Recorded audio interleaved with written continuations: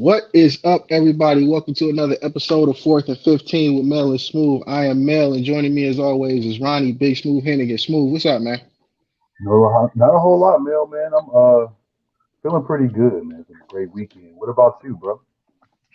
I want to go to sleep. I want to go to sleep. I want to go to sleep, but work won't let me. And speaking of sleep, our guest today has put many a cornerback to sleep with his route running and amazing speed.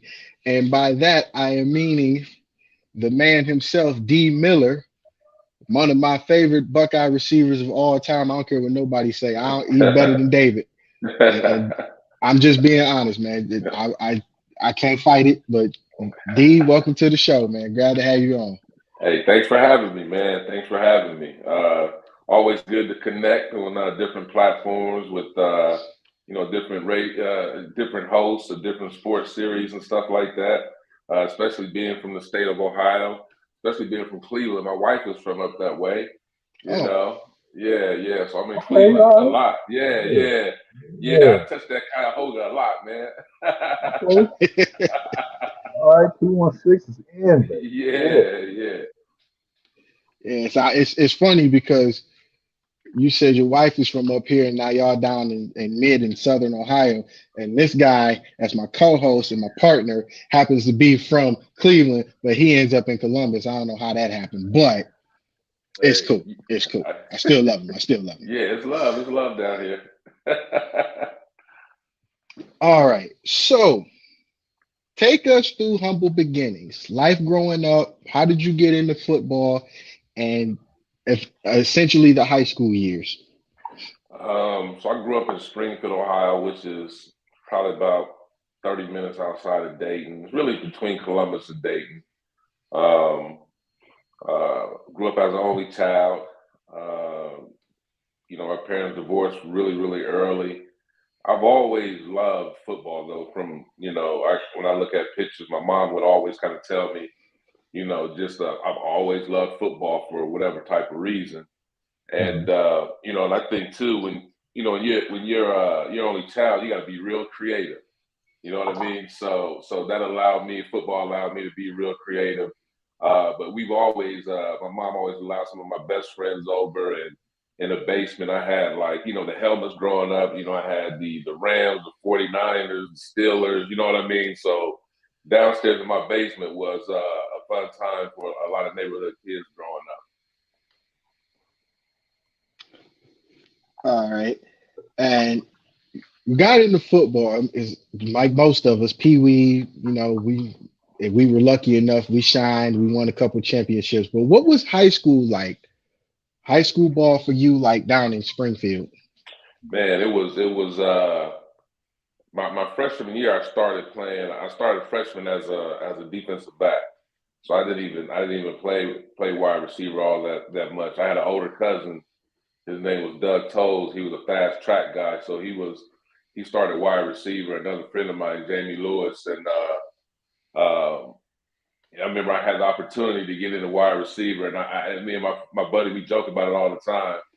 I got in there, and back then, the coach would tell you to play, you run it in, you tell the quarterback, and I forgot to play. I forgot to play. He had to call timeout, and got kicked out the huddle. And I remember, he said, you'll never catch a ball here. So Wow. yeah. So, but I Yeah. did pretty good. I did pretty good on defense, and then my sophomore year, when I started wide receiver, it's kind of like when things just started really like blowing up. And my sophomore year was huge, and I was getting offers at defensive back and wide receiver, coming out of high school. So with going on with my sophomore and my junior year, the senior year just came with all the accolades, the USA Mhm. Today, Reebok All American Team. You could just name about any national publication, and I was on there. So it was a good experience. It was a good experience. Now, looking back, being on that Reebok All American team, it was, myself. It was, it's Peyton Manning, Tony Gonzalez, Hines Ward. It was just a whole lot of guys that you see now have a Hall of Fame careers. You look back, you know what I mean, but kind of like before what they were. So, it was just a good experience to be able now to, kind of reminisce on those experiences and see those guys from time to time. And it was good. High school was great. Being able to bring a lot of national publicity to the city of Springfield. Because we just, we're a small city, so we really never really, had that type of spotlight. But, to be able to put like a city on and just go through that whole college recruiting experience, it was a good thing. Now, with that, because I wanted ahead. to, just ask one quick question. So you gotta forgive me, D. I'm the lineman mindset, defense and offense. So Got you. you two skill player guys, you gotta help me with this question. Now with you starting out, right, you're playing defensive back, you move over to wide receiver. You having the experience at defensive back and then moving into a position like wide receiver, did that help you in terms of like your route running and kind of knowing like Mhm. when to break open and various things like that? Because like I said, I never played the positions, so I'm gonna ask you. Yeah, because I think I was talking to my son today, and just basically telling him, we were like looking at some little videos, and Hmm. basically, when a wide receiver, is starting to kind of like stem you one way, he's coming back out. So it's kind of like for me, I kind of knew, once a hard stem out, you're really trying to get me in so you can come back out. So I think that did help me a lot, especially in high school. But in college and the pros, it was just like a totally different ball game. So, but in high Hmm. school, you kind of like knew where guys were going and things like that. But yeah, it was. I think playing both ways definitely helped you out in both situations. Honestly, Because I know reason why I wanted to put that out there is because like it would make the most sense, but I know for me, being someone who has blocked defensive lineman who has also played defense. For me, it didn't always translate the same because there's so many different styles of guys who you're coming up against, whether they're rushing you or they're, yeah, straight up or doing all these different types of moves. Some guys are more power based, some guys are more yeah, finesse type. And, it's kind of hard to identify what they're going to do until you get in the trenches with them. yeah, You know what I'm saying? So yeah. that's kind of why I want to throw that out there because I mean, I think not that everything that's always that's that's translates. a good question. That's a very good question. I Man, you just could have think, asked me that before the show yeah. started. I would have told you. Well, I mean, yeah, Boy, but y'all crazy. I had to interject real quick, throw some in there. You know what I'm saying? I knew, and you know what? I So knew that was coming because you always ask you the hard crazy. questions to them. You crazy. But okay, high school, you stand out. You're bringing notoriety to Springfield. Hmm. What made you choose Ohio State? Because I'm gonna be honest, Yeah. I'm a Buckeye fan to the death of me.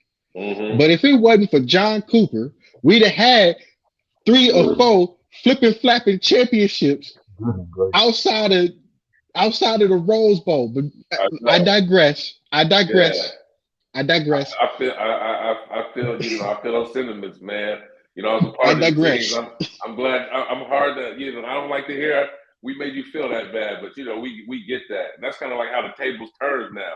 Now we've been dominating all these years, but the people that survived through the Coop era, they know how quick that thing can change. So, Hmm. but no, in college you get like 5 visits. I was getting mail from just like everywhere, and growing up and watching Saturday college football, and now you like, man, I talk to that coach, and you kind of like envision yourself with those colors on and that mascot. And for me, I took a visit to Ohio State, Michigan, Tennessee, and I was going to go to USC and Hawaii just for the heck of it because I ain't never been anywhere. But then USC, you know, back then they still have terrible gang violence, but back then it was really, really bad. And so there was this walk-on that got hit by a stray bullet. My mom was just kind of like, that's kind of too far anyway. Michigan wanted me to play defensive back. And in college, I didn't really want to play defensive back. You know, I didn't really want to tackle anybody. I just wanted to really catch the ball and avoid getting tackled, to be honest. And I went to Tennessee, man, and I had a great visit. I was like, on the way back, I'm like, I'm going to Tennessee. And they were bringing in two other wide receivers in my class. They were bringing in this guy by the name of Maurice Staley out of North Carolina and Marcus Nash. And then it was also recruiting my buddy Andy McCullough out of Dayton, out of Meadowdale. And and Coop, man, he was a good salesman, man. He was like, you're gonna go down there, you're gonna be, big fish in a small pond. They're bringing in two other guys with you. You're our only guy.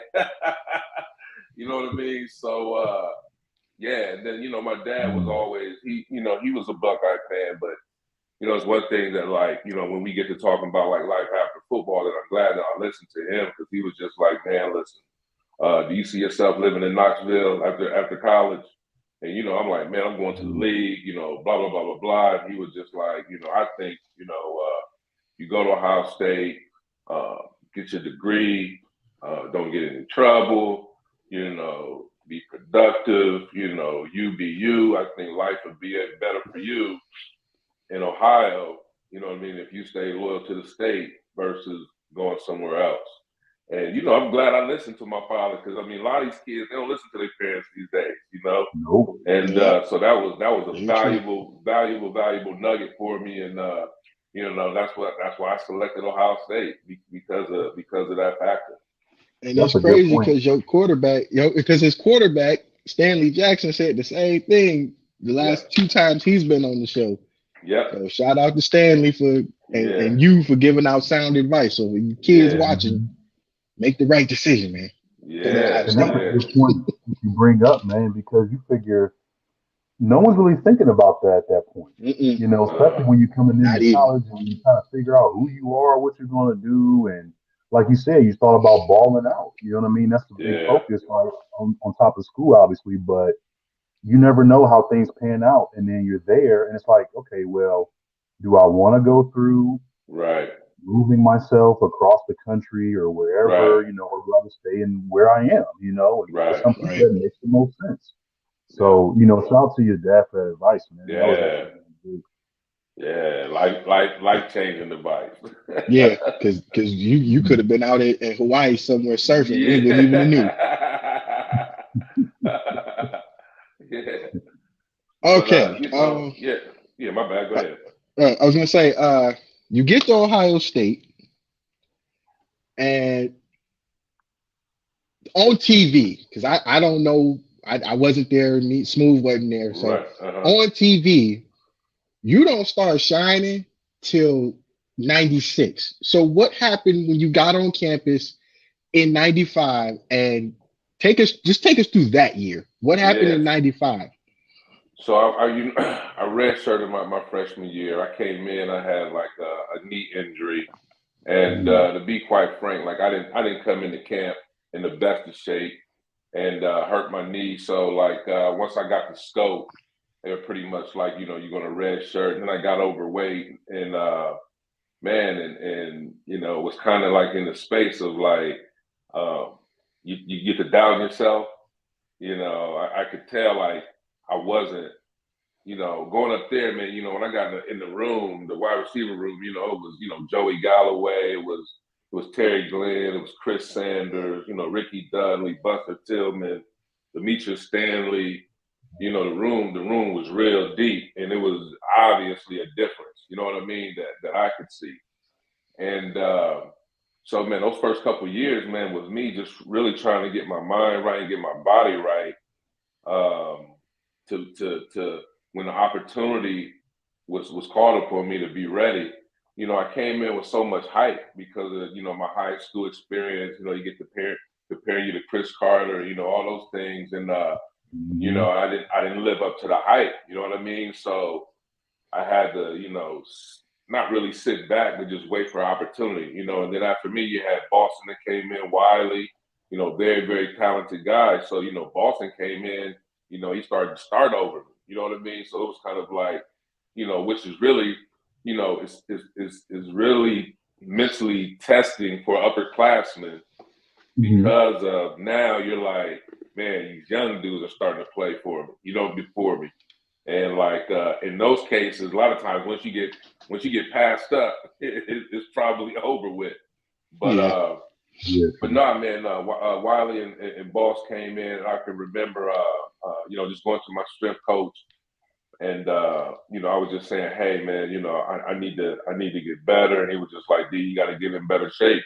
And we had this table back on Ohio State. It's called the Fat Man's Table. It's where all the defensive, offensive linemen, man. 6'6", 320. Them guys. They had a really strict diet, and I was on there. And had to get the jokes from everybody, and couldn't. It was crazy, man. You couldn't eat fried food. You couldn't eat mayonnaise, cheese. It was crazy, and then I had to start running 2 miles every day on the treadmill. So, Coach K, our strength coach, man, he really dug into me. He challenged me. And I remember before Kenyon came in, he was like, man, listen, you better not let this happen with Dave happen to you. You know what I mean? So he allowed me to start working out with the pros in the morning with Joey and all those guys. So that really helped with my confidence. And that 97 year, like you said, that's when everything kind of just came through fruition. And, finally, I was able to contribute in a major way. Yes. And speaking of 97, if memory serves me right, y'all sweep the Notre Dame series in 95 and 96. And then 97, you guys just are basically the most dark horse top 5 team in the history of Ohio State, in my opinion. And they start y'all off pretty simple. You get who did y'all get? I'm trying I want to say I am too. I want to say they gave y'all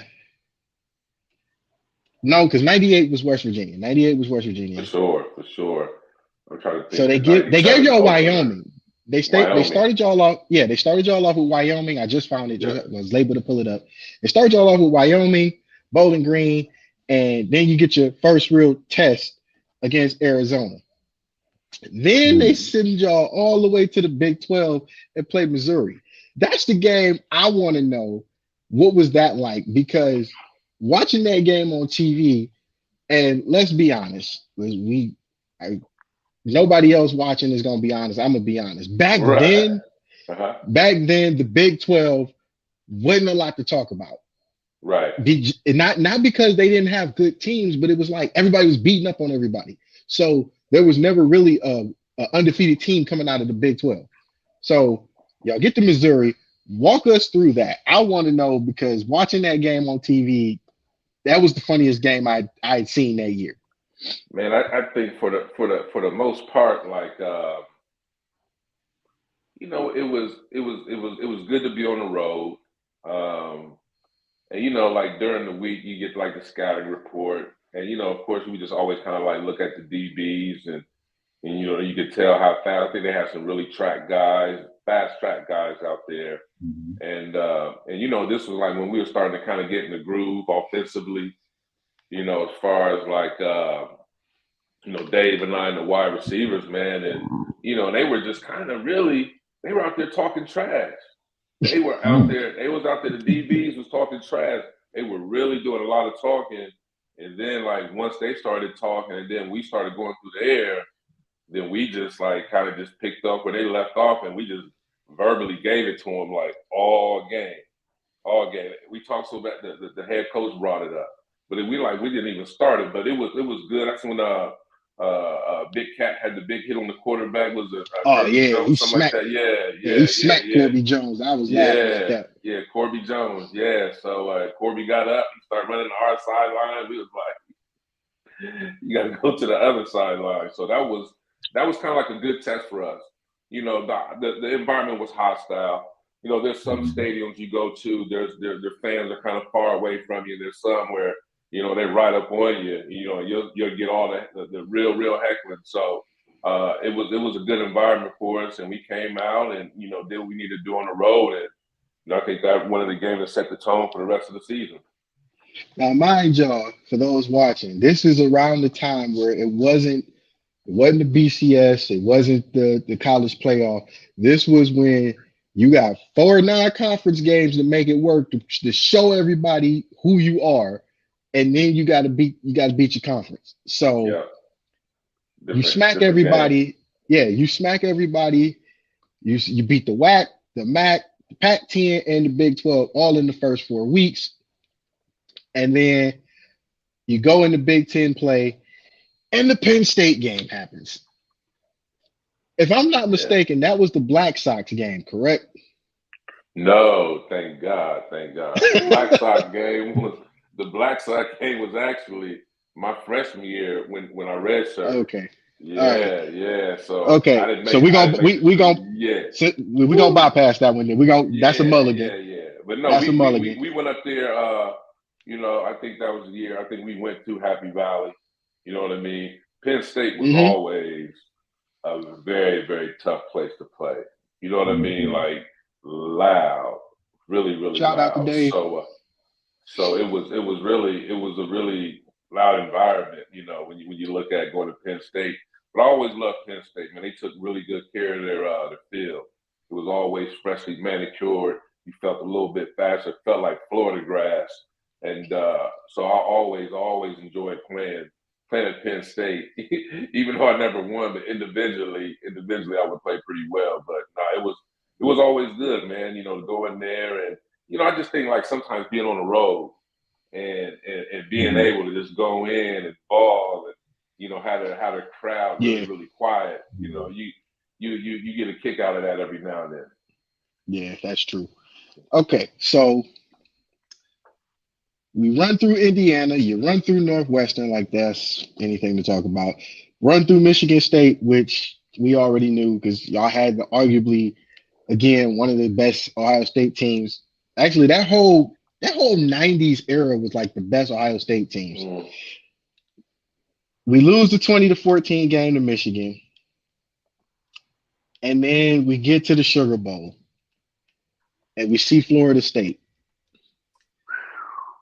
I remember, this is the one I remember because if I'm not mistaken, all the local news stations up here, they only broadcasted one part of y'all's pep rally where John Cooper says, we're going to go up there and we're going to kick their ass. And then Peter Ward loses his mind. It was that game was all bad, man. Like all bad. Like even like during the week we was about ready to fight. And I was kind of happy to see that. I was kind of happy to see our linemen, you know what I mean, wanting to get a little physical out in the streets. But man, their defensive line. Their defensive line, that was crazy. we had no answer for them. You know, Corey Simon and boys, we had no answer. And it was me and Dave. It was crazy though because Dave and I can get open, but we didn't have time for a 5 or 7 step drop. It was 3 steps and get the ball out because they were coming. And when you look at as far as like what they had as far as like Peter Ward, was it EJ Green, the guy, and there was somebody else they had, man. So they had some talent down there, right? So man, they had a guy on the Indian on the horse. They got Chief Osceola. They did that, boy. It was game time. But we just couldn't protect our quarterback, and we couldn't open up any holes for our running back. They just the front seven just dominated both sides of the game. Man, that was, and I stayed up and watched that game too. I had this ugly big 5-button TV, and I was like, man, this is bad. This is bad. But '98 was a totally different story. We bounced back. Again, you run through the Big East, you run through the MAC. For whatever reason, they sent Missouri here, and I don't know why they did that, but you run through Missouri again. You get revenge on Penn State. All the way, everything's going great up until Michigan State. What happened? I want to hear it from you because you were there. Like TV doesn't do it justice. The ESPN don't do it justice. I want to hear it from you. It was a nightmare, man, because we were really controlling the tone. You know, first half. I just remember, I believe it was the punt return or punt. I think he hit like Nate Clements' foot or something like that, and they got it and picked up the momentum.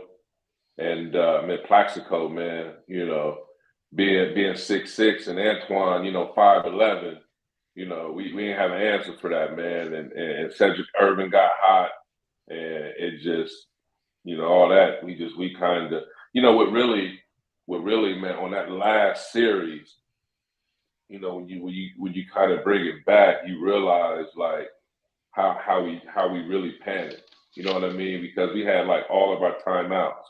You know, we went for 4 direct strikes. You know what I mean? And you know, we had ran Joe Montgomery all the way up there, him and Wiley. We was really kind of running to get to the 15-yard line. And I mean, I ran 3 slants and then a post corner. And you know, the DB, man, he made a great break.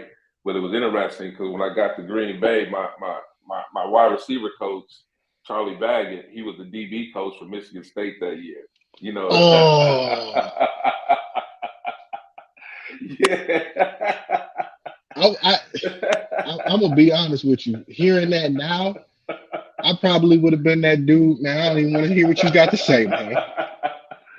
So, but nah, man, we botched that opportunity, man, and that's like another team where you look back at one of Coop's teams and said that should have been a national championship team, you know, and that was the first year of the BCS. You know what I mean? So you lost at the end of the season. You know, it was really over. There wasn't no conference champion. You know what I mean? So it's just like how things have evolved. You know, sometimes you can still lose late. You know what I mean? And still be in the mix, if you will. You know what I mean? You're gonna need some help with the judges, but it was a totally different ball game then. Yeah, and that's what I keep trying to tell the players I coach. Like, y'all, they spoil y'all now. Like you in 90 to, I would say, the late 80s to the early 2000s, you would have never got this luxury as a college player. Never. All right. So you bounce back from Michigan State, you beat Iowa, finally get that dub against Michigan.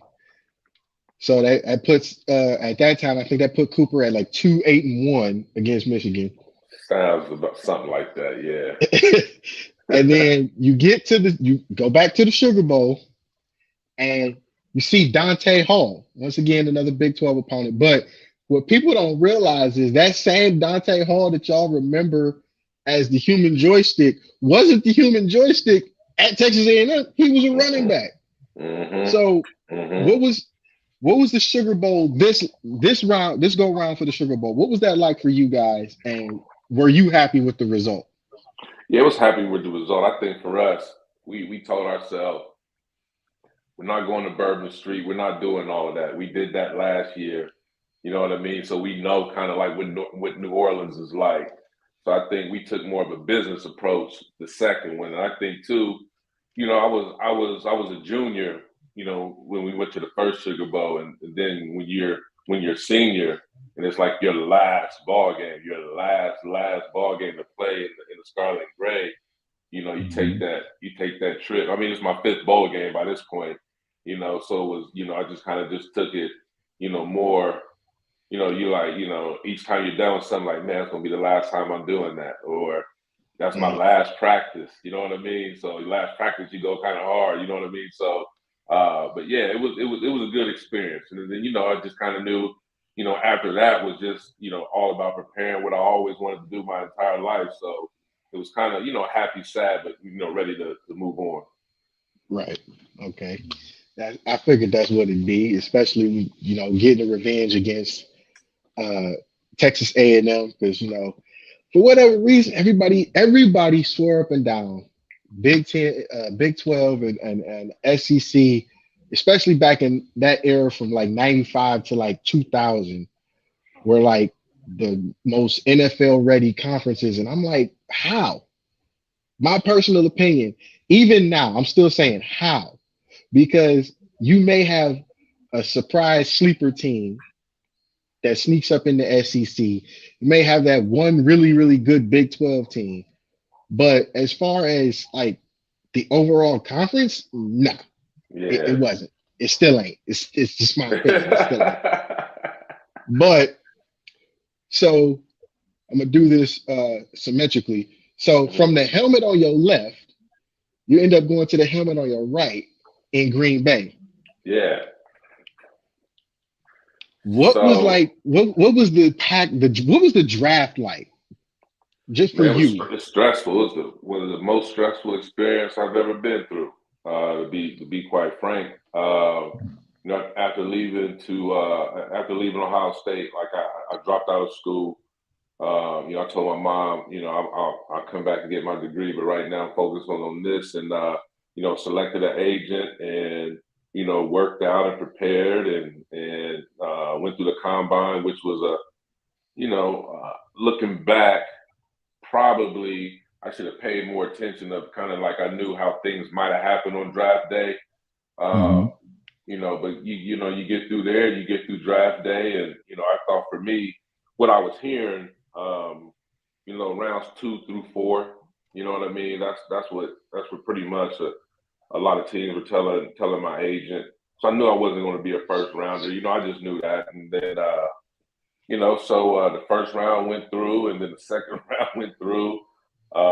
Then the third, back then, after the third round, it was over with, and they woke up and had round 4 through 7. So after the third round, I just went and checked myself in a hotel. I just had to get away from everybody, and my agent was just like, "Don't worry about a D-mill. You're going to get up and go in the fourth round." So I get up, fourth round's going, and the fifth round, I was like, man, I know I'm good enough to get drafted. You know what I mean? That's what I'm kind of thinking, because I'm just seeing guys. I'm like, how is this guy getting drafted or whatever? And you keep seeing your name as the best available. I was like, man, I've been the best available for like 3 rounds now. So Mm. he got the calling around. He said, man, I think there's some issues, with your knee.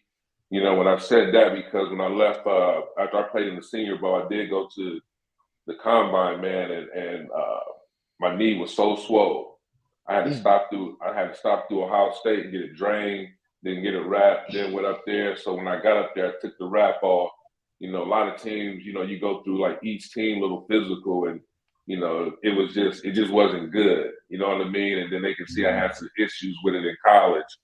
And so, end up Green Bay drafted me, and I was a little, my ego was hurt a little bit, because I know I felt I was better than the sixth rounder. But then, ultimately, I was like, man, I still got drafted. I went to another great program, coming from Ohio State, now coming up here to Green Bay, and then you had Favre, you had all that type of energy too. So after the dust settled and everything, I just went up there and try to do my best to make the team. what was it like catching passes from Brett Favre? Because the word around the league was in his prime he was like throwing for real bullets and Yeah. almost breaking somebody's hand. And by the time you get there, if my football cards serve my memory right, you Hmm. had Antonio Freeman, Robert Brooks, Mark Shimura as the receiving core. So what was it like being part of that receiving core and catching passes from Favre? In preseason and rookie camp, you got a lot of guys there. We also had Derek Mays from Notre Dame. We had another dude by Corey Bradford. He's from a HBCU. Donald Driver was in my class, so I was a sixth rounder. He was the seventh rounder. Um, so I mean, it was a great group of guys, man. Ultimately, practice, man. Came down on someone's foot. I felt my knee pop, and so then, just kind of like, to myself, I'm like, man, why now, kind of. So I had a little limp, and they were like, D, let's check out your knee or whatever. So when they did the MRI, I like tore my meniscus. So then at that point, I'm kind of like, all right, it's 4 to 6 weeks. And this is where kind of like you're a rookie, you don't understand the business. I was like, it's 4 to 6 weeks. And then, man, they was just like, we're gonna release you. And I'm like, what? And I was like, man, I just didn't see that coming. And so, they always give you like a little injury settlement. And, and that was it, man. So I came back to Ohio State. After I got healthy, I was still working out. Ohio State allowed me to still work out up there. And then Seattle called me. And then I was on their their winter workout program. After the draft, they released me, and I feel like I was having a really good camp up there. And then after that, you just kind of like, man, this is not going good. It's not going well. The NFL for me kind of thing. But I don't want to quit because I don't want to get older and have regrets. You know what I mean? So right. You going through all over. You're going through all over, man. So I was like, I'm gonna give it one more shot. So I came back home, and Chicago signed me. And when I got there, it was just like a totally different experience because usually you go there, people give you like a little physical or whatever. And, when I got there, they just basically let me run on the field. You know what I mean? And they had like 4 or 5 wide receivers that got hurt in camp. So basically, I'm just kind of like a body. You know what I'm saying? So then they released me. So then I had like Cleveland called me. Cleveland ended up calling me. Said we're going to sign you for the rest of the season. This was kind of around. It was Thanksgiving. So I drove up to Cleveland, and this one felt different because like my hotel stay was for like 2 weeks, which was like okay, they're gonna let me get acclimated and everything or whatever. And so the next morning I get up and I'm about to go over there and work out, and they were like, "Well, we see you have some issues with your knee," and I'm like, "Yeah, that's fine." But I just worked out for Denver like last week, and they were like, we're not going to be able to sign you. So then I just went back to Springfield. That's when I was just kind of like really like, whoa, this is crazy. I didn't have my degree, So then I went to that XFL, and I get down there. It's like Russell Copeland, Rassam Salam, and it's guys trying to get back in the league. And I was down there, man. I think the salaries was like 30,000. And it was cold, my knee was hurting, and I was just like, I kind of just had enough. And I called my agent and was like, man,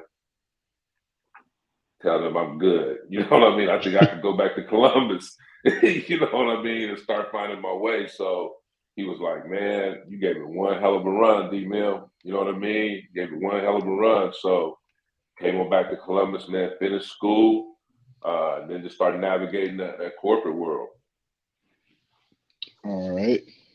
That's much respect because a lot of guys don't even get that shot to get to the league. Yeah. So I mean, looking back, of course, you always kind of wish things would have went different, But the guys, they still include me in my rookie class. We still have a text. Myself, Aaron Brooks, Donald Driver, Mike McKenzie. Freeman is on there, even though he wasn't in our class. So. They keep us pretty involved and tightly knit. So it's a good, still a good group of guys. Followed all their careers, so it was all love. That's the best part about it. I gotta commend you, D, for not only sharing that, man, but also just giving it your all. Because I mean, the thing that you said too earlier was that he was going through it trying to figure out next steps, right? Should I be doing this? Should I not? The knee was definitely hard to get over. I'm aware of that. And you said you didn't want to get older and be like, I should have done more, or I should have kept trying, or something like Right. that. So it's cool to hear you give not only the physical side of that, but the mental part. Mm-hmm. Yeah, because Even work that's through the that. most important part to me, Yeah. Yeah, I the mean, mental because side. I think what I've learned, like whether you high school and you thought you was about to go to college and it didn't happen, right? Or you in college, you thought you was about to go to the league, it didn't happen. I Mhm. know guys that played 10 years, and they ain't happy because they ain't Hall of Famers. You know what I mean? It's like, it's when are you satisfied? You know what I mean? Like Right. I'm getting at it's very few of us that get to walk away from the game under our own terms. And I think like that's what a lot of us wrestle with mentally, you know what I mean? Especially, some of my buddies that did play in the league 2 or 3 years, and you make all Mhm. that money in like 4 months, and then it's over with, and you didn't handle Hmm. your money right, and wifey divorced, you know what I mean, and I Mhm. done seen the bad side of it. So thankfully I didn't have to experience any of that, but you also see the bad side of what happens when guys stop playing. And you said it Right. right; it's all about your mental. You know, point well taken. Because I'm sorry, I didn't mean to cut off real quick. Dave asks if you remember Steve Tarver, or did Steve Tarver ever come around when you were at OSU? I remember Steve very well. I mean, he was a great linebacker here at Ohio State. I think he came back a couple times. I met him a couple times, but man, we talk about somebody who plugged up that middle. Big Steve always brought it. But I think he might be coaching somewhere in Iowa right now, University of Iowa, if I'm not mistaken. But yeah, big time O State legend right One of the unsungs. there. Hmm. So, what is life like after football for you now? You said you're navigating the corporate world. So, what's going on with that? So I've been a State Farm agent since January 2006. So I've had my own agency since then, and that's really, man, that's all I've been into. As far as like it's a really great business. I get to come across so many people, talk about so many different situations and opportunities. I'm a social person, so I love to talk anyway. So it goes very very well with my personality. And my wife and I we dabble a little bit in the real estate as well. So I think just trying to navigate that entrepreneur world. You know what I mean? As far as like it's different. It's different than working with somebody, right? You're entrepreneur, you eat what you kill. So Yeah. it's a different focus. So, but I've had a great opportunity uh, doing that, and I've been able to meet a lot of great people through both sectors of my businesses, and just being here locally. Um, you know, a former Ohio State player. You do. It's just we don't have a pro team here, so Ohio State, being Ohio State former player, it has its pros most definitely. So, for you Chiefs fans, basically what D is saying, uh, he took away that discount. That's why the Chiefs lost today. Man, Yeah, Mahomes, man. Ooh, Joey Yeah, Burrow. It's a he new wasn't my sheriff in homie town. today. Not my homie today. Wasn't my Yeah, homie but today. that's what's basically been getting it, man. And and I talk to a lot of players when they're done playing, um, because I know that space. I know what they're going through. Feel like they let everybody down. Didn't get to buy mama the house. You know what I mean? mhm. And just that enormous pressure, feel like you failed and you really didn't. I think once they hear someone else's story, Mhm. you realize it's just not you. You really realize when they, 1% get to the league. Like now, Exactly. it feels skewed at Ohio State because you see 4 or 5 guys going every year. You know what I mean? But you forget Mhm. about the totality of every Hmm. college team, different levels and stuff like that. So I just tell them, man, really, if I could do things like, I wouldn't even say do things different. I think like I try to manage relationships while I was in college. Those boosters all are all on the sideline, man. The people in the sideline during practice, they important people. You know what I mean? Because they just ain't letting anybody down there. Right. So it was good to like, go up to them, meet with them, yada yada yada, and kind of let them know who you are and things like Mhm. that, and that pays dividends, when you're done playing. Amen. Yes, Amen. sir. So have you been back to the school to see the new generation lately, or are you just watching from afar? Man, so I think let me see, it was 2015, 2016. Tell you many years run together. So it was Coach Urban Meyer had me back. I spoke to the team, um, about life after football. Um, they brought us back like 96 team. We did a tour of the Woody Hayes. That's when you like, man, you really feel old now. You know what I mean? When you go through there, it's like, man, they got all this. They got a basketball court. They got a game room.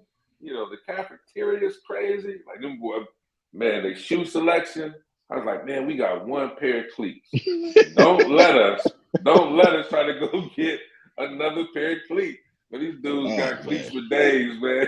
Different styles, Jordans. I was like, eat, young man. You know what I mean? Y'all deserve it. Yeah. But yeah, you go down there and like the trainers. Some of the trainers are still there when I played. So it's good to go down there and see very few faces that are still down there.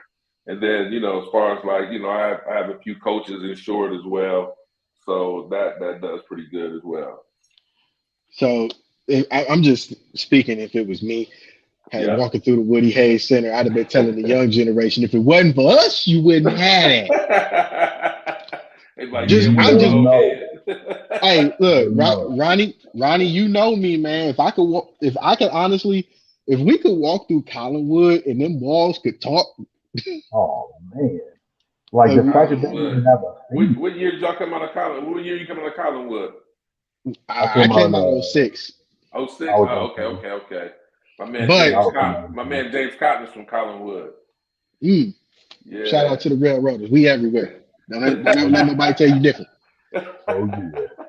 But yeah, maybe that's the arrogance in me, but it was always like, you know, when you see the facilities improve, when you see the stadium improve, new uniforms coming out, and I'm like, I wonder because, like I said, Stanley's been on here too, so we've asked him the same question. Like, do y'all wonder what it would have been like for y'all to get the treatment that the new generation is getting now? Like, would y'all be able to be okay with that?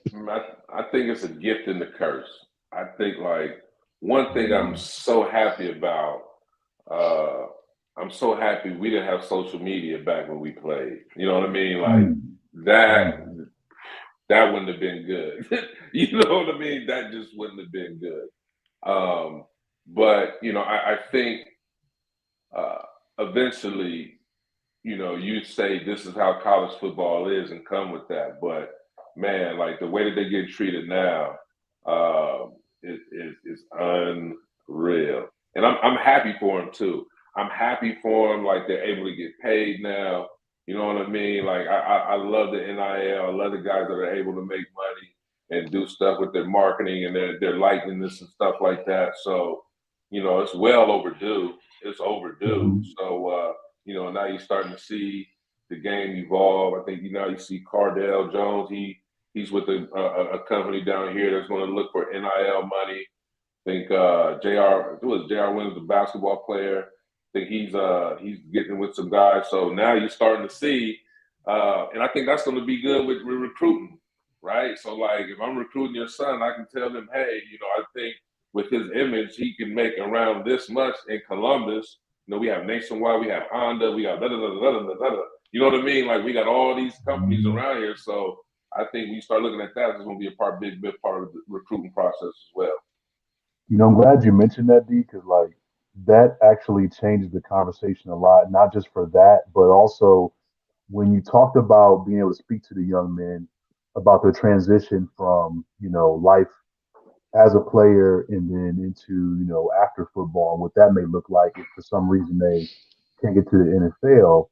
Um, I think that has to be added to the conversation too now to say, hey, your likeness, you're able to make that money off of that. Let's say you get X amount, how to invest that stuff, what to do with it, because you figure it's twofold to where, okay, the NIL stuff is happening. You're getting scholarship, right? So you get an opportunity to get your degree for free, and then you have money to actually start your Mm-hmm. life off with without having that job yet, right? That you land, or maybe you end up getting that job you land with some extra money in your pocket. It's a whole nother ball game that we never could Man, have imagined. You know what I'm saying? And that just hit me when you man. said that. I was like, man, could you imagine, like, Yeah, let's say you don't go to the NFL, but you got a couple 100,000, just sitting in the bank. exactly. Like that's crazy. And Exactly. not to owe your any student loans. Exactly.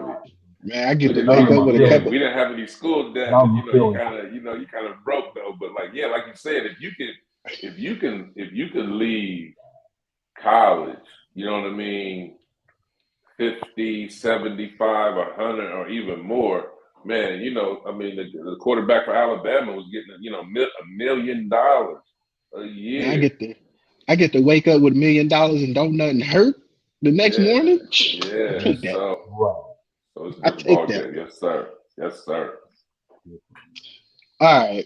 My last question, because I don't know if Smooth got any more questions, but my Mm-hmm. last question, I asked Stanley this. He pretty much told me flat out no. But is there a chance? I know you got your real estate, you got the Mahomey deals going on, but is there a chance we see you on the sideline with a coach's hat? Oh no, no, no, no, no, no, no. And you You had know to say what? it like that, man. Like it's Oh so man. like coaching is I apply coaching, and the reason why is because some of the parents, you know what I mean? Like I just Mm. see like uh so much ignorance. Everybody thinks their kid is an all-star. You know what I mean? And I Mhm. think that it's more than that.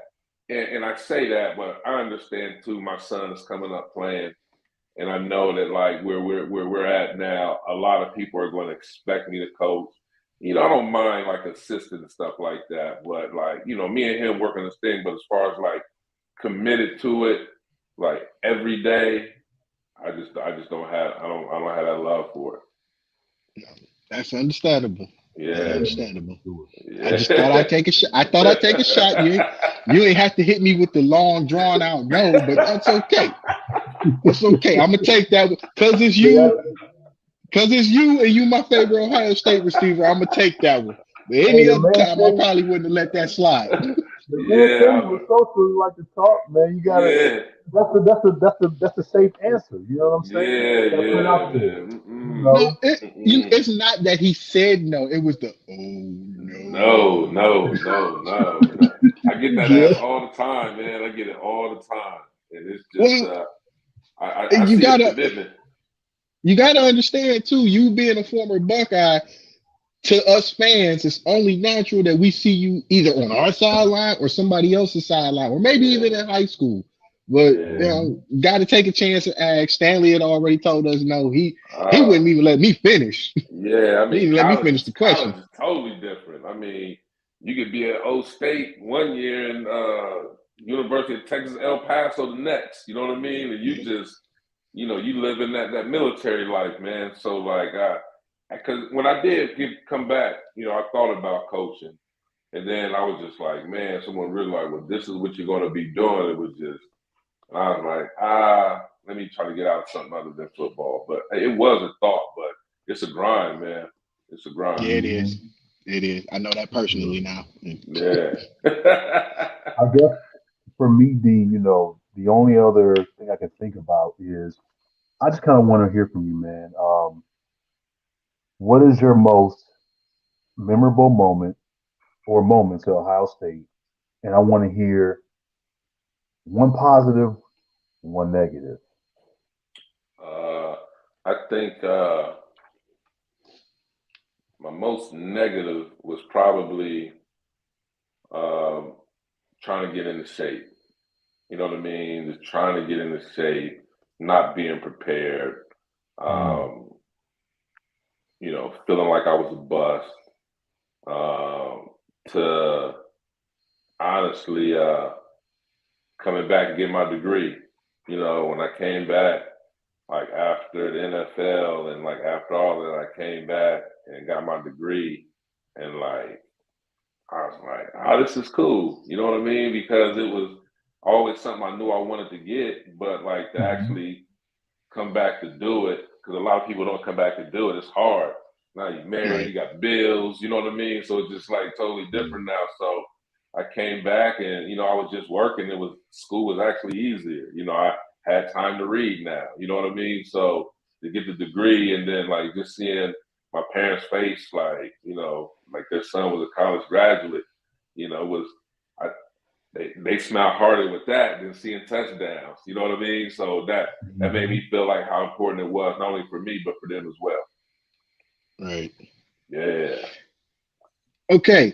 Quick update, because I remember Dee, you was telling me a lot of people was gonna watch, but believe it or not, a few people have been in checking on us. But a quick update. As we said, we was gonna keep you guys updated, but we already saw the Bengals beat the Chiefs in overtime, and right now the Niners are up 17-7. Start of the fourth quarter. Hey, so a defense, man. I guess that ticket barricade pissed a lot of Niner fans off. Hey. Matter of fact, you know what? I'm gonna give the Rams this because they deserve it. How do you? Yeah, they get one of them. They get one of them. Man. Yeah, I'm gonna give them another one, and then I'm gonna give them this one. And then this is my favorite one. This is my favorite one because when you sent me this, Smooth, I immediately thought of this. Because I couldn't understand how you blockade. How do you put a blockade on the opposing fans trying to get tickets? Like, what sense? I get it. You want to, you know, it's the Rams Niners. It's always going to be a rivalry. But how do you? First off, I didn't know that was legal. But second off, how do you get away with this, knowing one, your ownership, you're trying to make money, and two, you're gonna piss a lot of people off, including the team that you got to see. And just as we give that update, the Rams end up scoring a touchdown, so 17-14 with the extra point, and the Niners will be getting the ball back. So it's going down to the wire. It's going down to the wire. Yes, sir. All these games have been good. All of them. Yeah. I honestly, I wish the Bills would have won. I felt like they had deserved it, but damn Patrick Mahomes. Hey, that quarterback they got up there, you know, AFC, they loaded. Quarterbacks they for real. Yeah. They for real. Yeah. Well, Dee, we appreciate you being on. Thank you Most again. definitely, as man. always. Most definitely. We have to do it again soon, man. And of course. Yeah. You know, Buckeye season will be coming up shortly anyway. So most definitely. But thank you again for being on. And we will see you again. Yes, sir, guys. Y'all have a good week. Great week. You too. You too. Thank you. All right. Bye-bye. And that was Dee Miller, former and forever Ohio State Buckeye receiver. And, you know, like I said, he was one of my favorites. So even better than Boston, in my opinion. But we'll say that for another time. No, for sure, bro. I mean, that's a cool dude right there. Just to be able to like run this a little bit, and then also to be able to get like some real life application and to kind of hear how he's progressed, you know, after football. It's just amazing to be able to touch upon that, man. So, Dee, we definitely appreciate you joining, man. We look forward to next time. Always. Okay. We got some stuff we got to talk about before this show's over. Oh, yeah. And first off, I want to start here just for the simple fact, the shit that baseball does, outside of the field makes no sense at all. Okay, so it was revealed that Big Puppy David Ortiz got elected to the Hall of Fame, but Roger Clemens and Barry Bonds on their last year of eligibility do not make it. First question I got is how. Next question is why. I need answers. Man, first of all, here's what grabbed me. So this whole you know, time of eligibility or whatever they are doing, first of all, makes no sense because if if my knowledge serves me correctly, this is the only sport that does that. Like you're like, oh, okay, so we're gonna give you this, window of time to where we will consider you, and then after that time passes, we're just not gonna try anymore. That's crazy, right? Because But you here, figure not how not to many other cut you people off, will go not to ahead. cut you off, but here's the thing. In most of these sports Hall of Fames, you're not even eligible until 5 years after your retirement. Exactly. So So to how is me, that fair? How is that fair? Like I man, could see, if they would have said you will be eligible 1 year after your initial retirement, I'd have been like, okay. right.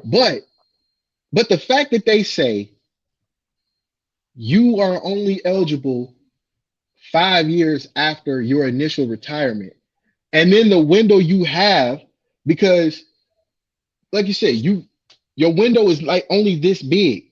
5 years after your initial retirement. So let's say the average retirement year for any athlete is about 35, 36 years old, just Hmm. on average. Now you got to wait till you're 40, 41 to even be eligible. And then after that, you got a 10, maybe 15-year window. How fair is that? If that, because the WWE gives you a better eligibility spot, a better eligibility term than the four major sports that you see on TV every day. How does that work? How? It don't make any sense, man. They need to just drop that whole rule, bro. I mean, sitting here thinking about it now, I'm like, okay, will they consider it? Is this a prime example that they should consider it? Because we want answers.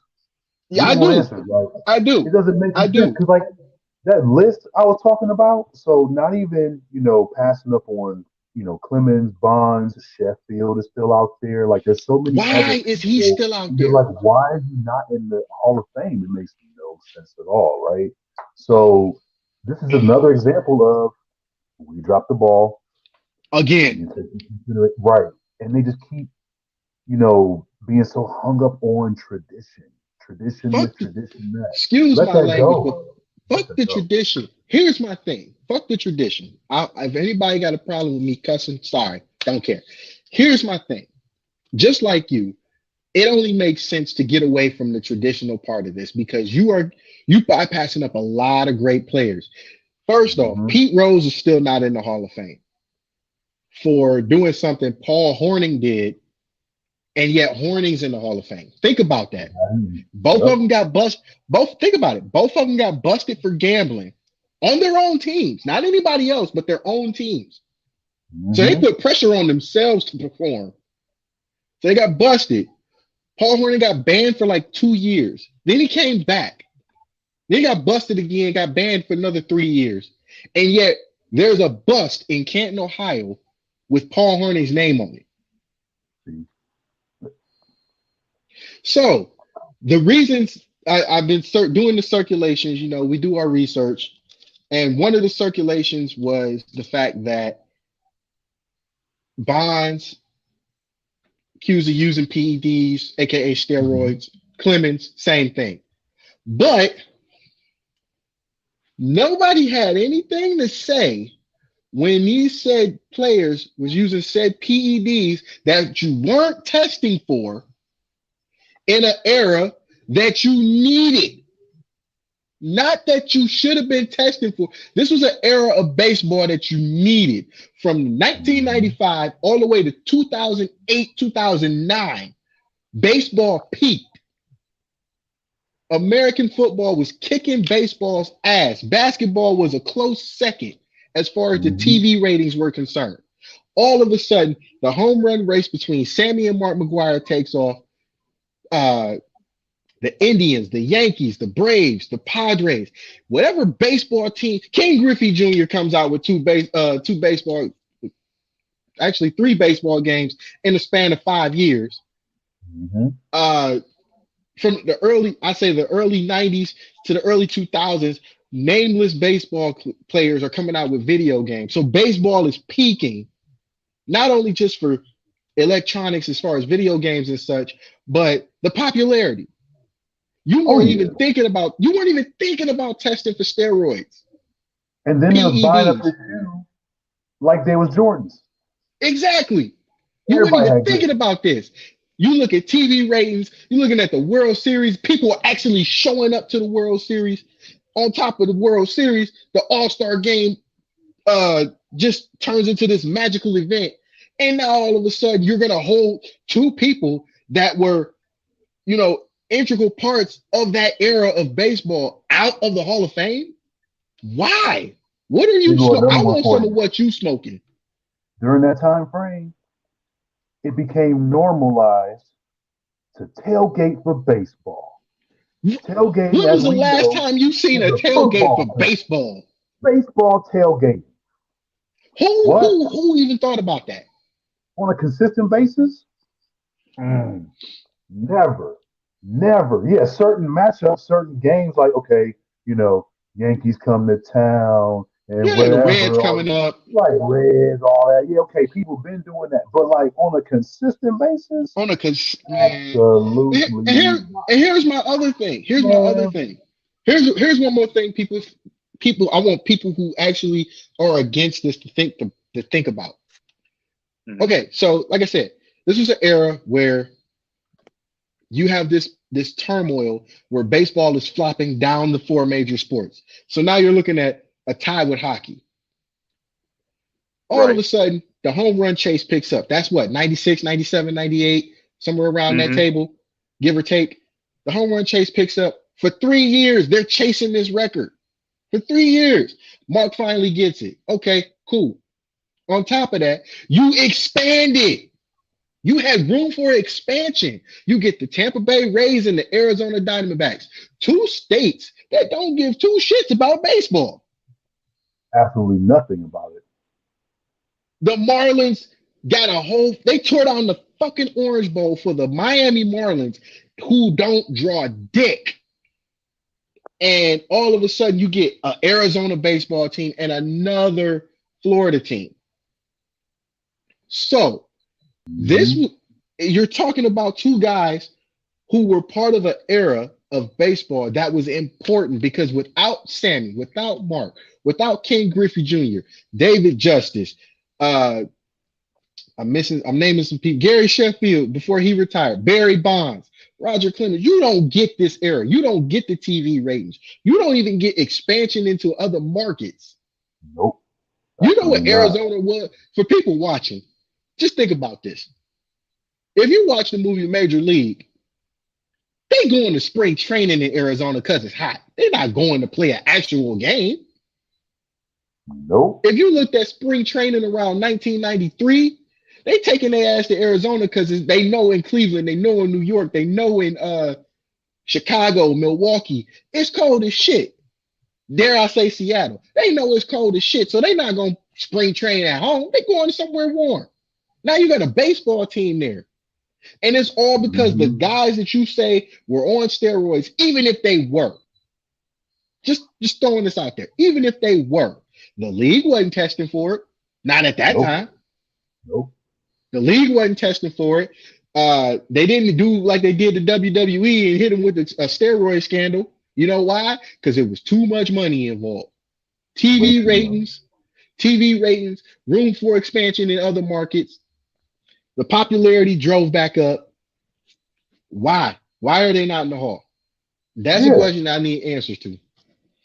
Man, look, I know for us, man, we definitely gonna keep tracking, but it needs to change, man. This is a prime example. This is the last time that something like this needs to happen, and that change needs to come sooner than later. Like we tired of it. We Man, tired of it. you make this is my thing as a player. We both players. So as a player, when I retire, you gonna make me wait 5 years before I can even get eligible. You want me to wait 5 years. And then after I hit the 5 years where I ain't touched the field, seen a baseball game, none of that. After them 5 years, I gotta wait possibly 15 years before y'all even think about putting me in. If y'all even got me on the list. Right, if you consider that. How fucked up is that? I'm with you on this one. This needs to change because you're not being right by these players. And without the players, you don't have a Hall of Fame. You don't have a league. Ain't nobody Exactly. showing up. Maybe I'm wrong. Maybe we're overreacting on this. No. But time will tell. Okay. Ohio State Buckeyes have I know we had some NCAA talk, but this was on my mind because Dee was on our show. The Buckeyes have a rematch, a regular season rematch. As we looked at the schedule today, or actually earlier this week, they have a rematch with an old rival. And I can't even say they're not a rival because they was actually game of the century 70 years ago. And then back in the mid 90s, we came in and dog walked them and swept the series. So Notre Dame will be coming to the Horseshoe early September. Mm-hmm. Early September, the Notre Dame Fighting Irish will be coming to the Buckeyes, visit the Buckeyes at the Horseshoe, and I'm excited. I am excited. Here's why I'm excited. First off, it's been 20 something years since the Irish came to the Horseshoe. The last time we seen the Irish was in I believe it was the Rose Bowl, Fiesta Bowl, something like that, and we won that game. Marcus Freeman is a former Buckeye who's now head coach at the University of Notre Dame. This has so much tied to it as far as drama, suspense, excitement. I can't wait for this game to happen. September need to hurry up. Oh yeah, because you got Freeman, and then didn't you get Lauren Nice to join him too? Yeah, he did. So, So so you the got linebacker is gonna be JT. crazy. This is Yeah, gonna be an man, you got interesting. It's gonna be an pretty interesting cool too. game. Yeah, so you got those guys going up against against their former team, and then of course with OSU, Heartlines on the staff and everything. So Oh man, and it's and you all know coming Freeman full and circle, Hartline know each other real good. Oh yeah, this a good game, man. It's gonna be Yeah, real and nice. this is one of the early marquee matchups for playoff implications. Keep that in mind too, because like we saw with Cincinnati, if you beat Notre Dame, you got a case. Now, don't Mm-hmm. get me wrong, the rest of Ohio State's schedule ain't easy by any stretch of the imagination. But when you got Notre Dame on your schedule and you happen to beat Notre Dame, that's a big case, and not a lot of people can top you over that. Even Very if you true. feel like, even if most people feel like Notre Dame ain't what they used to be in the Lou Holtz era, okay, that's fine. But think about the name, not the team. Think about the name. You know Mm-hmm. how much history is behind Notre Dame? You know how many players come from Notre Dame? Even if they didn't make the NFL, they're legends. Notre Dame is the only college I know that got one person on that team that got a movie based on his life. Rudy, go watch it. Absolutely, absolutely. And the thing about this too, man, is we've seen it from both ends, right? So to your point, those early season matchups are always key, right? Because you figure they can help boost you, and they can also keep you down. We've seen Yeah, that side too. You know what I'm saying? yeah, So I'm looking forward to this one, man. It's gonna be a good one. yeah. I'm excited as all get out. One more topic, well, one more discussion on NCAA. The UH Rainbow Warriors. Let me rephrase that. The Hawaii Warriors. I'm not calling them the damn Rainbow Warriors. That I'm glad they got rid of it for like 20 years. The Hawaii Warriors have finally named their new head coach. And he happens to be at one point the NCAA's all-time leading passer in Timmy Chang, bypassing June Jones, who was already head coach of the UH Warriors, and coached them pretty much to where they were as far as the early to mid 2000s were concerned, where they were lighting up the scoreboard and having Mm-hmm. fun throwing the ball. So my question to you is, because you were the one that hit me to this, what's going to happen with a new head coach, a new regime, new playbook? They're still in the Western Athletic Conference, which is not easy to run through by any stretch of the imagination, because you got San Jose State, San Diego State, Boise State, of course, is always up in the mix. Mm-hmm. What is this year going to look like for UH? I think it'll be, first of all, it'll increase that fandom because those folks that have been loyal for so long are going to be like, oh, we got Chang back, and it's going to have that story to it. So that's going to be exciting. I do feel that it'll probably take, another season to really get that going, because the difference is that now, and we had talked about this too, where it was so like, pass happy, gunning it, slinging that thing around, whatever. But since the game has changed so much, they're Yeah, gonna have to figure out, how to run that ball too. Because we haven't really seen many running backs come running out of that, backs, not college or even. whatever. And it's almost like, okay, you have to change with those times, because of course you have other schools who have dominated in the run that have finally figured out how to pass. So it's going to be a little bit different for Hawaii to flip that and say, okay, Mm-hmm. we can get that ball to you, but we're going to have to be able to do something in the trenches. It's going to be a little bit different. So then the question becomes, what do you do to make it attractive for these guys to go out there who are Mm-hmm. really strong in the trenches? Because we know that guys like that have different pedigrees, like where they come from. When it Mm-hmm. comes to those linemen like that, you're gonna get some from the South. You're gonna get a whole ton of them from the Midwest, right? That's just that style of ball, and it's always been like that. So what do you do to get them to go all the way past California and to keep going a little bit over to Hawaii? That's going to be very interesting. So I'm looking at the recruiting side and saying, how does Chang recruit these guys to come? And then once they do that, can they adjust to, the updated game? So I feel like the first year may be a little bit of a struggle, but I'm hoping that next year in, we'll get to see him still be there, them increase on that, build on something, and hopefully at least be in contention for, the WAC. We'll see. Mind you, mind you, he's already at a disadvantage because the stadium that he was playing in no longer exists. They tore down Aloha Stadium to rebuild it into something better. So now they're playing on, I believe they're playing in Oahu. I got to do my research to make sure, but Mm-hmm. they're not playing at Aloha Stadium anymore. They're playing at something that's only 20,000, if that. So he's got a lot. He got a lot of work cut out for him. So we wishing him the best, and hoping to see the UH Warriors do their thing and possibly get back to greatness. I'd like to see them in the Sugar Bowl again, at least. For sure, man. All right. Yeah. Normally we don't do this because not a lot of pro wrestling to be talked about, but last night, as we saw the Royal Rumble, but first we'll come back to the Royal Rumble. But last night, local promotion Mega Championship Wrestling had their cold-blooded event last night, and uh, you know it wasn't bad. I'm not saying that to take away from the efforts of what they do, but Mm-hmm. you know local pro wrestling doesn't get the credit it deserves for developing talent and showing off what they can do. And I think that's what's been missing in big promotion pro wrestling.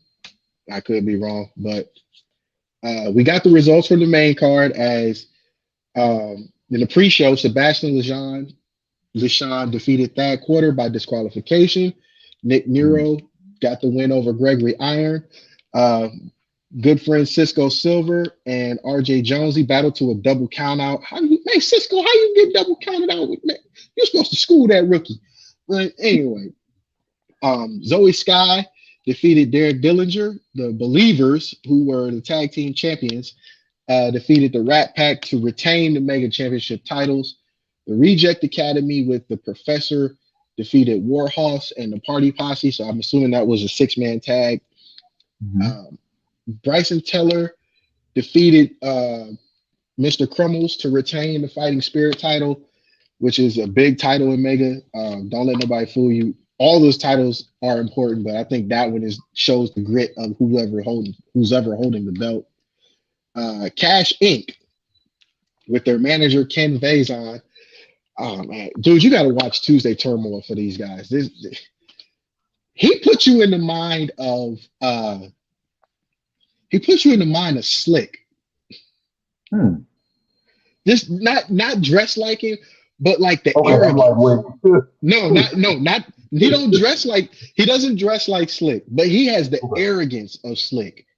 And I think that's what makes him such a great manager, because like it's been times I've been watching Tuesday Turmoil and just been wanting to choke him. Like he one of them. But they defeat Butchie B, Paragon, and El Taino, excuse me. And I got to give a shout out to the last 2 matches, because these are people I've come across that are very stand-up people, especially in the pro wrestling world. Big Mo with the Professor defeated Sonny DeFarge, the Suplex Shogun Jackson Stone, and Paxton Calloway to win the Mega Infinity title. And Big Mo, if anybody who's watching this show knows Big Mo, you know how hard he works.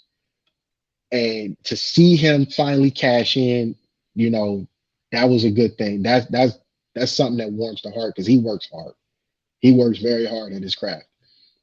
And last but not least, current TNA Impact champion and also Mega champion Trey Miguel defeated Lemmy Sandemus to retain the title. And if you watched Trey Miguel in action, you know Trey Miguel is a dynamic wrestler. So shout out to him for retaining the title. Sandemus will probably get another shot at it later on down the road, but you know, just got to give a shout out to Mega and the guys that we happen to know over there. So congratulations to the winners, to the losers. Better luck next time, when we're sure you'll bounce back. For sure.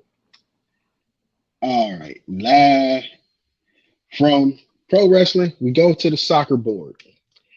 The Crunch ended up having a weekend series with the Chicago Mustangs. And of course, you know, it's Cleveland and Chicago. Don't matter what sport it is, it's always going to be something. So let me give you a rundown of Saturday night. The Crunch ended up winning 15-3. I know it sounds like it ain't a lot to talk about, but think about this. That is huge, because at the time, Chicago came in highest scoring team in the league. They were, I think, about close to 30% on penalty shots, on power play penalties. But Saturday night was so different, because the defense for Cleveland was like smothering. On top of that, overall, because the Crunch end up, I take that back. Admir Sojovic, he ended up scoring 5 goals last night after coming back from honeymoon. So shout out to Admir. And then tonight, the Crunch win 12-5. And here's the staggering stat I want you to hear, man. 14 cards were pulled over the entire weekend, but 14 cards. Mikey Durzik almost got into it on multiple occasions with Mustang players. Like, I don't know what it is about Chicago that make people blood boil, but Chicago need to calm down just a little bit. 14 cards. Oh 14 cards between blue and yellow. 14 over the entire weekend. That don't happen for most teams in a season. This happened in 2 nights. Yeah, I was gonna say, I'm like, how do you? Man, okay, jeez, man. But like your point, there's always something going on between these 2 cities, you know, no matter what sport. Yeah. So tonight, Soljovic had 3 goals. Mikey Durzic had, I believe he had 2. Mm-hmm. Dave Jordan had 1. Uh, Blackwood scored 1. And Ryan Wilkie scored 1 as well. Hunter Johnson had a beautiful top corner goal. That was awesome. And then the crazy part, I didn't mention this, but last night, uh, Mario Musa, the Crunch's goalkeeper, scored. Ooh, So, scoring. so think about how dominant they were to have the goalkeeper score.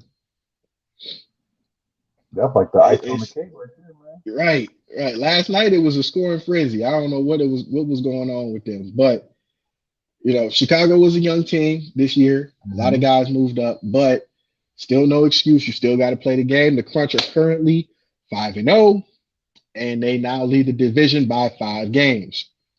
So it's looking pretty good. I'm not gonna jinx it. I'm gonna knock on wood, uh, because the Crunch are still looking good and taking and keeping up with pace with what they did last season to win the championship.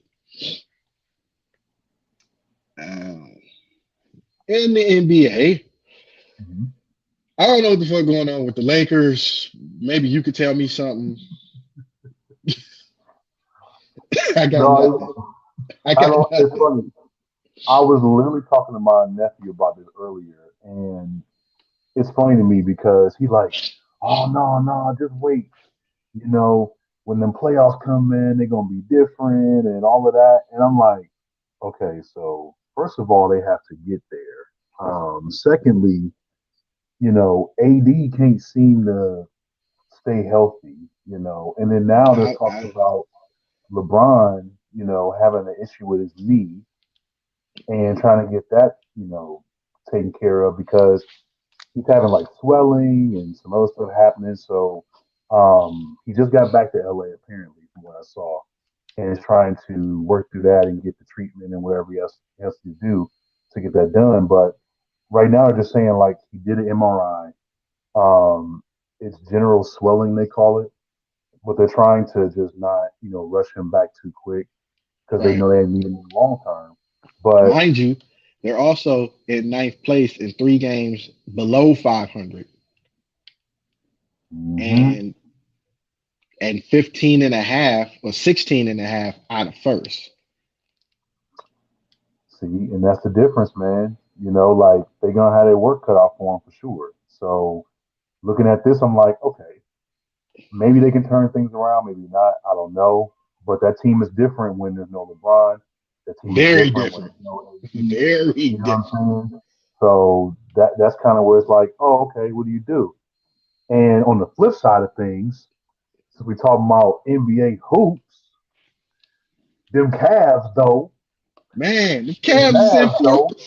The Cavs is in fourth place. And here's the thing. I caught a video earlier this morning about Stephen A. Smith, our favorite longtime NBA reporter, Hmm. him talking about the Cavs could actually make it out of the Eastern Conference.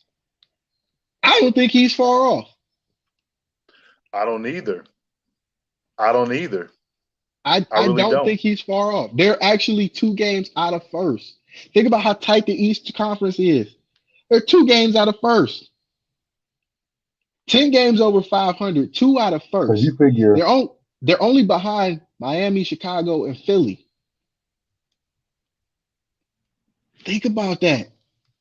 it's crazy, man. It because remember they were when we looked at this last time, and we were like talking real hardcore about it and just the things that happened when Rubio had first went down. Um, We thought the they were season was over. behind, yeah, and they were behind Chicago and Milwaukee in the division alone, right?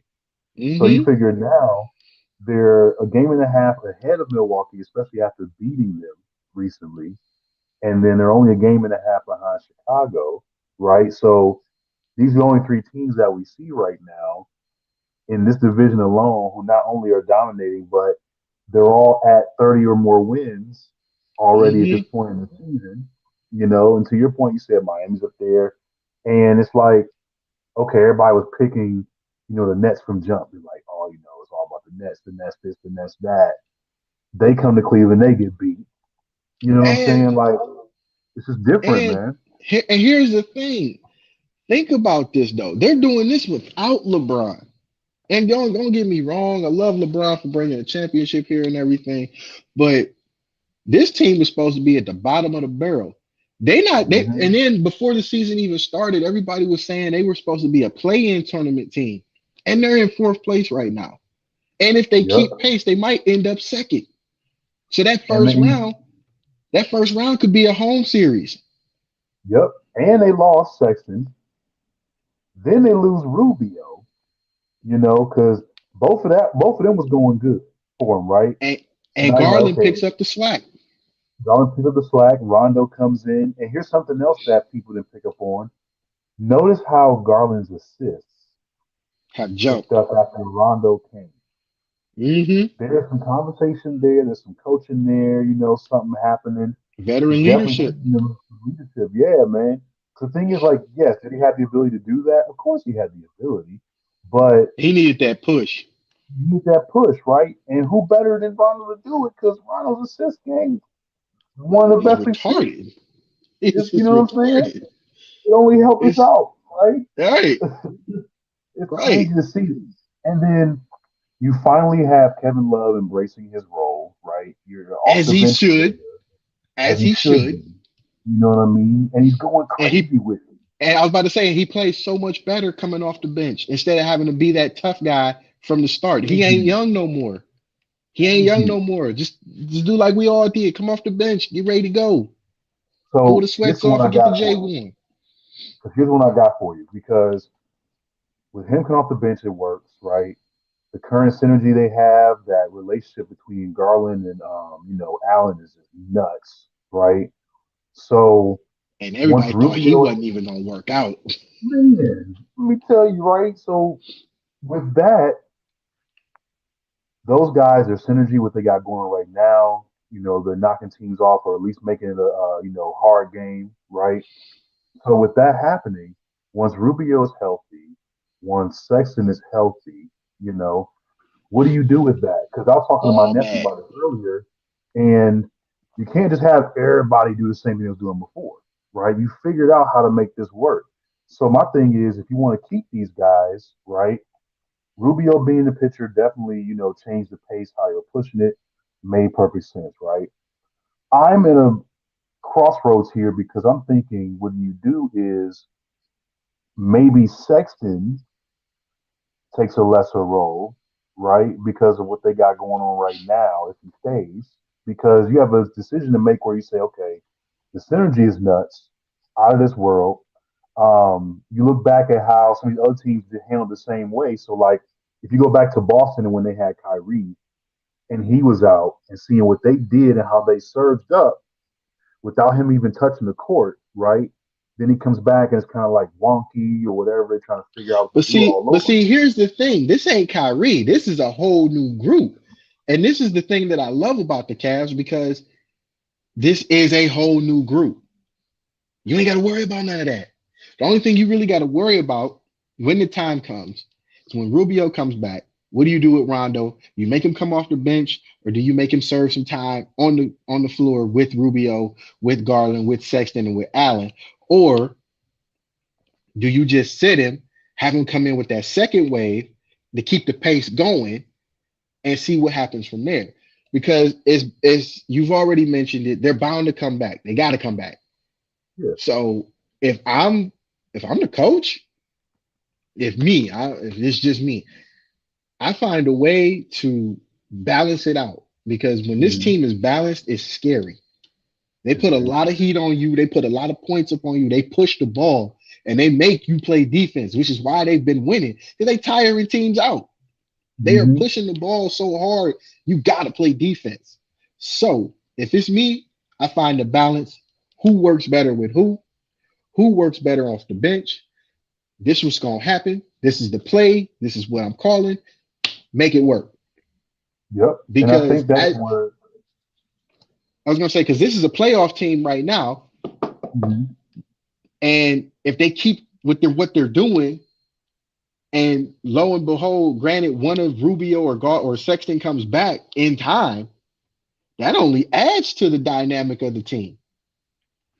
And see, Maybe that's the there's thing that's what I was thinking about, like, because you figure right now, like you said, everybody has their role, and it's just a team full of players. There's not like that overarching player, that one guy who is just crazy dominant, like out there to the point where, oh my gosh, we don't have him. We don't know what we're going to do. They figured that out. And one guy goes down, the next person steps up. I didn't think Mobley was going to pan out. It's just man. so many guys that's like starting to, take their chance to make it happen, right? So when those guys Everybody come sleeping back, on everybody. yeah, man. And I feel like it's to a point now where when they come back, players will say, okay, what's our overall goal? I get it. At first, I was playing like 30 minutes a game. Am I doing that again? Am I not? And just, be a team. You know what I'm saying? Like whatever you're doing is working. And Keep it everything going. else will play itself out. Right. And I think that's where I was more so getting at, man, trying to figure out how do you do that once everybody's back? Because to have more Just talent, obviously, is a good thing, you yeah. know. It's always a, it's So, always a good thing. I just say let it play out. You mhm, ain't got to worry about Rubio coming back. His ACL's done for the year. Sexton to come back within the next month or two, probably around playoff time, because you don't want to rush him mhm, back. right. Everybody's cool. Just chill. Let it play out. If we play hard enough, we get second, maybe third. Depending on who we catch slipping, and it might be a strong possibility to win the division. While we Absolutely. And the way talking, it's looking right now, it looks yeah, like they could do that. it's Yeah. a strong possibility. So I say, just chill, let it play out, and we'll see what we got from there. Because we're second in the division. We're only a game behind Chicago. Hmm. Only a Yep. game behind. So okay, I take it back. According to today's statistics, a game and a half doesn't really matter. You still can catch up, and you got enough time to do it. Because with Hmm. Chicago's injuries piling up, they crawling in the games essentially. True. So just everybody just chill, knock on wood, let it play out. The Cavs are in good position. They looking good. They playing good. Let's just be happy with that for right now. All right. All right. Absolutely. And last but not least, Oh, the final four. The oh. Bengals make it to the Super Bowl for the first time since 1988. They win the AFC Championship for the first time since 1988. And they win it on the road in Kansas City. This is the second time they've beaten Kansas City in the same season. I was just talking with Steve, the Crunch's equipment manager last night about this, and I said I don't see the Bengals giving up and laying over and dying. Here I am again. I'm not gonna toot my own horn, but toot. The Bengals are in the Super Bowl. Now, as of right now, with 142 left in the fourth, the Rams are up 20-17, and it was intercepted. Garoppolo's pass was intercepted by by Ty Howard, and that might be it. San Francisco has one timeout left, but weird shit has happened. So we will Hmm. see. We will see within the next minute, 9 seconds. But Oh, oh. So the Rams got the okay. yeah, Mm. it's not looking good. It's not looking On good. the But 10th of 13. like I said, we've seen some weird shit happen in the NFL Mhm. all season and in the last couple seasons. So I'm here for it, man. I'm so of here for course it. It's you funny are. because, well, the thing is, like, and I have to I have to go track back a little bit because I have forgot that since he has, because I was talking about the streak or whatever of like Hmm. the representation that Georgia has in the Super Bowl. So like it was 21 straight. Um, this would be 22, but I forgot that the Bengals had Trey Hill, the center Yeah. from Georgia, right? So that was a 2020 class. And my thing is, him being up there and then potentially now seeing, Stafford in his first one and Michelle in his second one, is pretty cool. But I was hoping for the rematch. I know you were talking about I that too. was too. But like Because, I said, last anything can time they happen. went, It's still a minute yeah, and nine left. Weird shit has happened. right, So especially because it's we still seen how that possible. first drive went, Yeah, it's you still know. possible. Still possible. So, but yeah, man, I'm loving what I'm seeing. Um, so a couple things. I know that there were a couple of topics that we wanted to, jump into. And there's some ones that are like drawing a lot of heat. So I'm gonna just throw some of them out there. You know what I mean? Um, so Tom Brady, uh, is he retired? Is he not retired? First it was like he's Conflicting retired, and it's like, reports. oh, we're constantly conflicting, whatever. I think the issue is that maybe it got leaked because of his closeness with whoever said something, because he didn't make the announcement to the world, That and and blah blah that blah. and that and there's no paperwork filed. You got to file Yep, paperwork. You have to file retirement papers with the league. So true. until those retirement papers are filed, you can't really say that he's retired. It's only speculation because Yeah. legally, legally through the NFL, per just like any other job, you got to file retirement papers. You can't just Hmm. say, I'm retired, see y'all later. You got to file it. And it is final. It will be the Mm, Rams and the Bengals in the Super mm. Bowl. Man, what a way to end the season, right?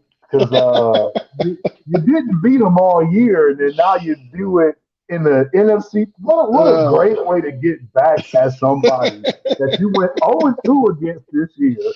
I'm just gonna say it oh because man. it's a Wait, division wait, rival. You wait. know, Not to mention, wait, you lose to ooh, them twice, then ooh, you lose to twice. them and they get into the playoffs and you still win the division. And you the reason they got in the dang on playoffs because you let them get one at the end of the season, and now you come back and beat them for the first time all year. Oh, this is sweet. Actually, Oh, this is sweet. for the first time since they was at the last Super Bowl against the Well, yeah, true Patriots. too. Oh, we. Oh, this is revenge is. You know what? I'ma just Mm. I'ma just I end know it a there. Rams fan, so I'm about to hit him. Oh man, I gotta hit him up. Oh, he I'ma probably I'ma I'ma crazy. just end it there, bro. I'ma just close it out there because that's it. Oh yeah, That's yeah, it. your situation over there. Yeah, that's it. Okay. That's it. We may have to hurry this up so you can provide comfort. I get it. I get it. I totally get it. Oh man. Well, we'll skip over Oh that. man. We'll talk Next about that thing, next week. yeah, we'll let that one go. Let that go, man. Give it some time. Oh So shit. two coaching hirings happened, right? So you have Brian Daboll, the Canadian has just been hired as the head coach of the Giants, right? And Yeah. then the other offensive coordinator that we like, Josh McDaniels, is now going to be the head coach of the Raiders. That's What the are your most thoughts interesting. on these? That's Yeah, the go most ahead. interesting hire of the season, of the offseason. Of the Mm-hmm. offseason going into the season. That's the most interesting Mm-hmm. hire. Here's why. What do you do with Derek Carr? Do you keep him? Do you use the playbook that's been working for you so well with the Mm-hmm. Patriots, knowing you have a better quarterback with a stronger arm, and he Mm-hmm. hasn't reached his ceiling yet? Mm-hmm. Or do you get rid of him and hope for something better in the draft? Because they already, if I'm not mistaken, correct me if I'm wrong, they already got rid of their general manager too. Yeah, the GM did go, which when the GM So goes, that definitely changes it a changes lot a of lot. player personnel. Yeah, So yeah. again, what do you do with Derek Carr? Look, man. I hope there's a clause. I hope there's a clause because with certain head coaches, they give them a little bit of little pull, Yeah, little influence, right? I'm hoping that happens here because, like you said,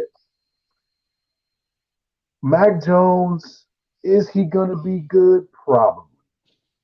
However, when you've had Brady, you have to start over all over again with a rookie quarterback, right? hmm You're building it from scratch again. Okay. and I don't think Same McDaniel's wanted offense. to do that. Right. That's what I'm saying. So you got like similar offense, different quarterback. That's gonna be hard to do. You're like, well, screw it. If I'm gonna start from scratch, Maybe this is my chance to go coach a team. Oh wait, the Raiders want me. Cool. Now you go over there, you get Derek Carr. Mm-hmm. Derek Carr ain't hit his ceiling yet. That dude statistically is getting better every year, no matter who's a With a freaking coach. with a So, crappy team. man, could you imagine what he? Oh my god! Oh man, this hurts. So don't Carr, the don't way he, I'm sorry, I'm not going to hemorrhage on the air, please but don't. the way, but the way that he's playing, the way that he played, and if he had maybe one or two, more threat or targets or oh my gosh, man, I just feel like you have to keep him there. You have to give that an opportunity, see what he does in that offense. The decision making that he's done has improved as well. He's literally evolved, right, as a Hmm. QB in the game. Okay, veteran With presence, like less than subpar coaching, including Gruden. I'm exactly, sorry, exactly. including Gruden. And this is the perfect opportunity for McDaniels to continue what he's trying to do with his own legacy. Like you got Carr to start out, man, just joining a new team, and he's there. Like what? You It's gotta keep yes, him. yeah. Oh, I hope they keep him because, like I said, I don't know if he got that clause in his contract. Maybe the GM comes in and is like, "Yeah, we're gonna take a different route." I think Yeah, that would be stupid because dumb, super I think it'd dumb. be stupid because you just made the playoffs with this same said quarterback. Yeah. And it's like, why would you even try to break that dynamic up? You know what I'm saying? And then to have this guy come in who, Who's an offensive genius, yeah, like, and you got and he's got Super Bowl rings. Yes, like oh my Keep that gosh, in it's mind. a Keep great that in scenario. mind. He's got Super Bowl rings. As a Raiders, if I was a Raiders fan, man, I would be like, "Oh my gosh, what's about to happen? This is amazing." I'll be like tripping. So I hope they keep him. I I really do do. They too. need to. They need to because I do honestly, too. this draft, this is not a It's not a good draft for it's quarterbacks. not a good draft of quarterbacks. It is not. And it's funny people are talking about QBs being drafted here and there, whatever. I said, y'all are tripping. Maybe the next year, but not this year. He's not. It ain't built for it this year. I'm sorry. Yeah, it's over with. But they got These next 2 years is over with as far as finding a quarterback in the draft. hmm At least my personal absolutely. opinion. Um, and then lastly for me, one thing I wanted to bring up too was so there's talks right now about Harbaugh. Do you think that he is seriously going to consider taking the Vikings head coaching job if they offer it to him? Because he's had the meeting with them. It's It's a kind of strong possibility. This is what I'm gonna say, and we're you gonna close it out. It's a strong okay. possibility. Reason being, we all know at some point he wants to get back into the NFL. And I don't even think it's about the money. I think his No. pride was hurt last time. Losing to Hmm. your brother in the Super Bowl, you know, and then you're everybody blames Kaepernick, but let's be real. You let a few key pieces go before the 49ers even collapsed. True. And it had nothing to do with Kaepernick because Kaepernick statistically was still a good quarterback. So I think I think the way he ended his first tenure in the NFL left a bad taste in his mouth. But Hmm. I also think, like I said, it's a strong possibility. But with this win over Ohio State, I think his ego might be a little up there. But if the money's right and the situation's right, I can't say he wouldn't leave. I honestly think if the money's right and the situation's right, I think he will go to whoever is offering. And in this case, it might be Minnesota because they need an NFL coach. Harbaugh was an NFL coach. He was an NFC championship NFL coach. He was a Super Bowl coach. So Hmm. getting he has the ability to coach, man. He has the ability to win the division, win the conference championship, and get your team to the Super Bowl. He's done all three. It's a strong possibility. It is a True. And strong possibility, and I wouldn't rule it out. I would not. it's going to be an interesting dynamic, having him in the NFC North. That's going to be great, Yeah, actually. I'm excited for that. It's cool, man. Because I hope it happens, right? Because the thing is, like, I get it. For you Michigan fans out there who were so excited about this year and all things that you got to accomplish, great, whatever. You finally got one on your adversary, whatever. Okay, that's great. But here's the thing. If the man wants to move on, he gonna move on. I'm Exactly. 50-50 on that. I think he will. But I don't know because I ain't him. But what I'm saying is to come back next year, do you have the capability to do again what you did this year? I don't think you will on the same level. I'm just saying. But If you're I've been referring to wrong. beating Ohio State back to back years and winning the Big Ten, I think it's gonna be hard pressed this year. Oh, super hard pressed. I I don't think see it's it gonna be happening, dog. you didn't pissed off a lot of people at the Buckeye Nation, and I think they're gonna be out for blood this Yeah, year. yeah, we know it ain't happening, dog. We already know. We So trying to be nice about it, but no, let's call it duck a duck, bro. Like Aflac, what you did, what you did was a great moment. You know what I'm it saying? was, That it was, happened, cool, right? You got to get 1 out of 10, great. I'm happy for you, but mm-mm, yeah, mm-mm, yeah. nah, nah. So I'm like I said, if the money is right, and I think, and this could be well out of my realm of reality for thinking this, but in order to land him, I honestly think you would have to match the money that Michigan's giving him. Mind you, he just signed that extension. That is true too. That So is true too. you would have to match that money. If not per year, you'd have to match it overall to get him to move. I think no, not Cincinnati, but I think Minnesota might be crazy enough to do it because they Hmm. need an NFL caliber coach. So I it's a think they are. possibility.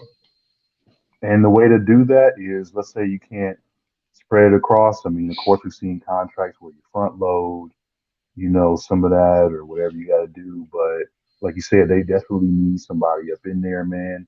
Someone that's going to come in and get the job done. And quite frankly, pick up where they left off. I mean, they weren't a Hmm. terrible team. So you're going to need someone who's experienced that can get them over that hump, potentially win the division. Yeah. This is the great time as any, right? Because you figure Green Hmm. Bay with their situation, they got to figure out what they're gonna do to You got to maybe catch get right everybody with that. slipping. Yeah, Yeah, you got to that's what I'm catch saying. It's the everybody perfect slipping. time. It's the perfect time because your personnel, player wise, for your Is on team point. Is on is point. on point versus everybody else in that division right now. Y'all got it figured out right now. You can, man, like this is your season to do something. This is the Yeah. move you make. You know what I'm saying? Oh And man. that's what I'm saying. That's what I'm saying. I think they're crazy enough to match his money at Michigan. Hmm.